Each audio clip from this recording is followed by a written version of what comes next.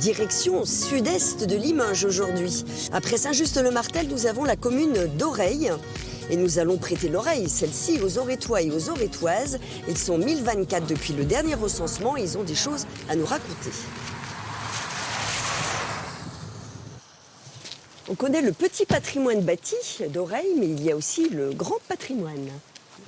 Bonjour. Vous êtes la propriétaire de cette belle bâtisse. Oui. C'est de quelle époque? Et ça date du 14e ou 15e siècle, c'est très très ancien.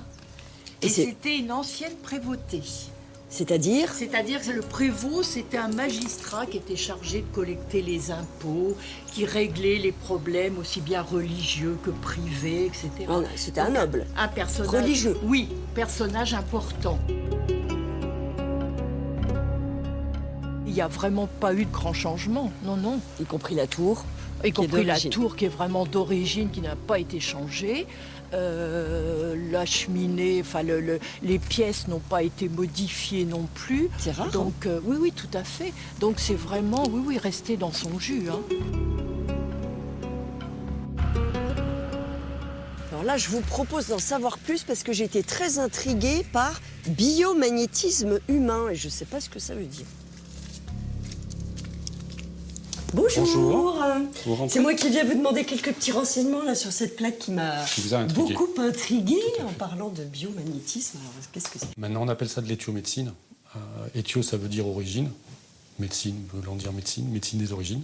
L'idée, c'est que la souffrance, les mots MAUX, sont issus de traumas vécus dans les cellules. Donc l'idée, c'est d'aller chercher... Émotion, bien sûr, exactement. Choc émotionnel. Choc émotionnel vécu dans l'isolement qui n'a pas été évacué. Le simple fait de libérer l'information va permettre aux patients de retrouver un bien-être et un équilibre. Eh bien, merci pour ces explications. Mais avec grand plaisir. On se couchera plus intelligent ce soir.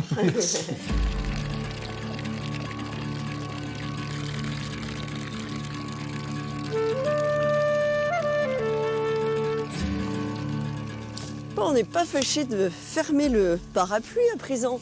Bonjour Sylvie. Bonjour. Il y a toujours le soleil à Oreille. Et d'entendre les enfants, oui, la récréation. nous avons une école avec 92 enfants à peu près. Ça veut dire que les familles s'installent. Oui, nous en avons à peu près, sur les 2-3 ans, 10 constructions à peu près. Donc c'est pas mal. Oui, c'est très bien. Et en fait, c'est une école qui vit, qui fait... donc tous les mois, on a un repas local. Et donc là, les enfants, vendredi, vont manger local, puisqu'il y aura les butternuts qui viennent du jardin, que les enfants ont cultivé. Ont cultivé eux-mêmes? Oui. Formidable. Ouais. Vous avez aussi des terrains que vous avez pu récupérer? Oui, on a acheté en même temps 30 hectares. 30 hectares, oui. Et on va faire du maraîchage. C'est-à-dire qu'avec Limoges, la ceinture verte du terroir de Limoges, on va avoir à peu près 3 maraîchers qui vont s'installer.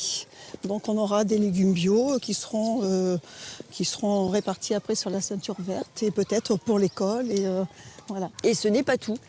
Oui, nous avons acheté le prieuré, parce qu'on ne pouvait pas le laisser partir, donc c'était... Et ça, c'est par là, alors? Oui, voilà, ça c'est l'entrée. Il y a quelqu'un? Oui, on est là. Bon, c'est ici la merveille, alors. La merveille, ou plutôt une demeure cachée. Oui. Le prieuré d'Oreille a eu 3 vies. D'abord des chanoines réguliers, dépendants de l'évêque de Limoges, jusqu'à la fin du XVIe siècle. Puis c'est devenu une grande propriété agricole dévolue à la Compagnie de Jésus, qui venait s'installer à Limoges pour créer un collège d'enseignement. Donc des jésuites.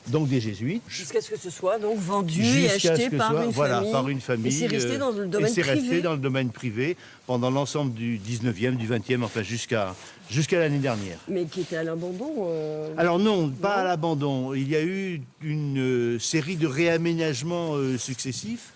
Là où nous sommes à l'origine, on était dans le jardin d'un cloître. Il y a de quoi faire. Il y a de quoi faire, voilà. Bon, en tout cas, on a appris plein de choses. Merci. Et peut-être à bientôt. Au revoir.